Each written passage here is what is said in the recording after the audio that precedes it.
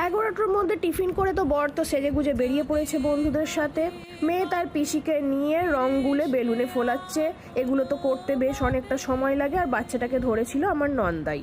আমি তো আগের দিন সব জোগাড় যন্ত্র করেই রেখেছিলাম, যার কারণে এই যে বাসন্তী পোলাও আর মাটন কষা খুব জলদি হয়ে গেছে। আর তার সাথে একটু মাছের ডিমের বড়া করেছিলাম, কেন কি আমি দেখেছি রং মাখলে প্রচণ্ড খিদে পায়, গলা শুকিয়ে যায়, যাকে ঘুরতে ফিরতে একটা আধটা করে পকোড়া না হয় খেয়াই যায়। এবারে রং শুধুমাত্র কিনেছিলাম ওই বেলুন ফোলাবার জন্যেই, তারপর বাকি প্রচুর রকমের আবির কেনা হয়েছিল।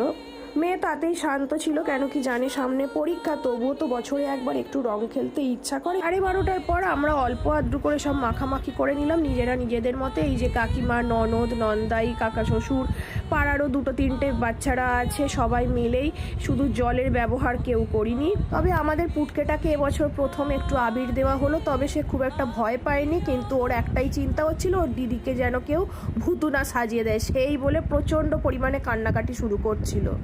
তারপর আমার যে ছোট বোনের লাস্ট বিয়ে হয়েছিল তারাও আচমকা এসে গেল, তারাও সব একটু চলে গেল। তারপর বরের সাথে বন্ধুদের আড্ডায় একটু গেলাম।